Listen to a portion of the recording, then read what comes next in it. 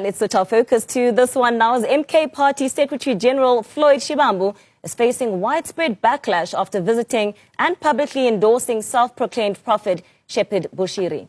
On Friday, Shibambu met with Bushiri and attended one of his church services, while Bushiri remains a fugitive after fleeing South Africa in 2020 while facing multiple serious charges, including rape. Shibambu later took to X praising Bushiri's so-called good work, prompting his party to distance itself from the visit, calling it unauthorized. Newsroom Africa's Juanita Hunter reports. Floyd Shibambu publicly praised Malawian-born pastor Shepherd Bushiri after a visit to Malawi where he attended one of Bushiri's services. But his endorsement has sparked political outrage. The MK party now says Shibambu was acting in his personal capacity and not on behalf of the party.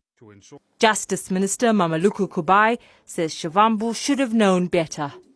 He's a leader within the political system of South Africa, and we do believe that followers do follow what he does. They will believe in what he does, and we appreciate what Mkondo Sizwe as a party that is represented in Parliament has been able to do to distance themselves this, because we can't afford South Africans themselves to undermine the rule of law, to undermine their own justice system, and go and promote a foreign national in another country.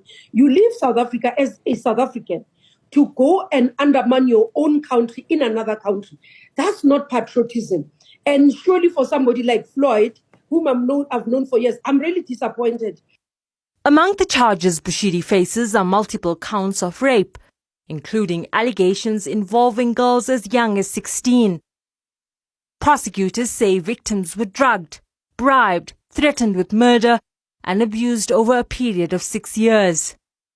These rape charges, some dating back to 2016, added to Bushiri's already long list of legal woes: fraud, money laundering, contravening currency laws, and jumping bail when he fled in 2020. The Justice Department says Bushiri will be brought back to face justice. We're hoping that there's not much today because we are almost at the end. We should be able to get him. I don't anticipate that the year will end without him coming to South Africa to face what the charges are. We'll deal with it. We'll update it. It becomes difficult to give him the time frames because you're dealing with another country. Similarly with the charges, it will be when he arrives in South Africa, because remember, he was on bail for particular charges. So his legal team and everybody else will have to argue whether the other charges within the South African laws will fall. What Malawian government was saying, based on 3 full charges, he does qualify for extradition, not for trial particularly. So South African government and its justice system will bring him back to say, at the time you ran away from South Africa, these are the charges that you face. His legal teams will have to argue to say these are the charges that must fall, and that will be within the court of law in front of a judge.